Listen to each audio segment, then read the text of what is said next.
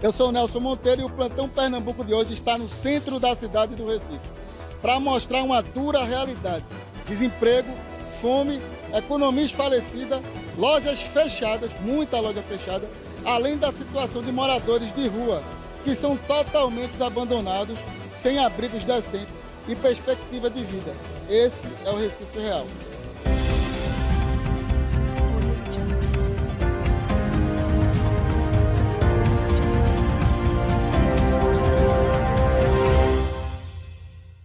Parece mentira, mas estamos na Rua da Imperatriz, aqui onde eu estou. Em outras horas, outras épocas, né, tinha muita gente.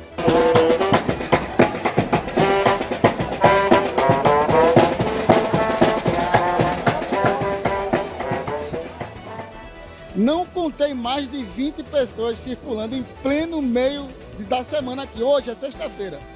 Vejam a quantidade de lojas fechadas, vítima de uma política errada de lockdown.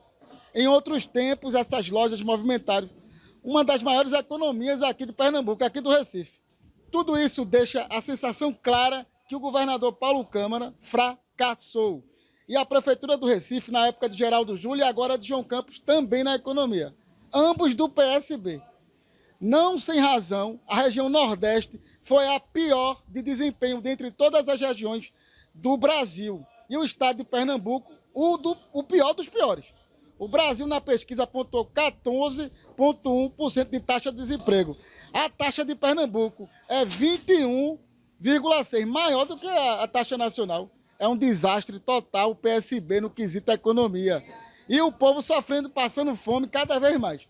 O governo de Pernambuco, né, com um bando de deputados estaduais que apenas balançam a cabeça, né, igualzinho a lagartixa, para esse desgoverno na economia. Com essa ideologia na economia, empobrece, adoece, gera fome, desemprego, mata.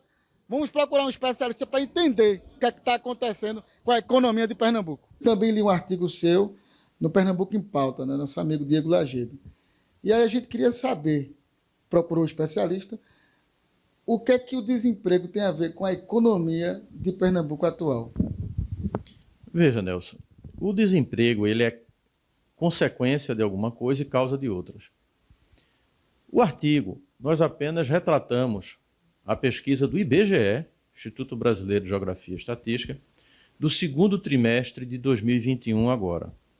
E nós verificamos que Pernambuco tem hoje, na época, no segundo trimestre, o pior índice de desemprego do Brasil. O Brasil passou pela mesma pandemia.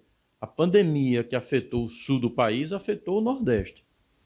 Alguns estados conseguiram sair-se bem, como Santa Catarina, com 6,2% de desemprego. Se não é o ideal, pelo menos foi o melhor do Brasil. Pernambuco atingiu 21,6%. Foi o pior índice de desemprego do Brasil. Isso é um dado econômico que fala por si.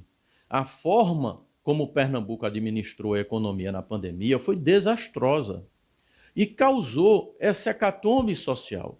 Você sair de uma pandemia com falência de empresas, com fechamento de lojas, descontinuidade de indústrias e o índice de desemprego desse, é um retrato de que não funcionou a forma como o Pernambuco geriu a economia.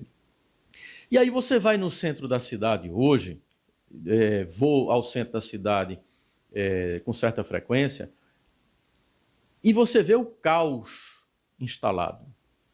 Aquilo é o retrato de uma má gestão de uma economia e de uma pandemia, onde é o desemprego, a desmotivação, o desespero, que aquelas pessoas, inclusive os empresários.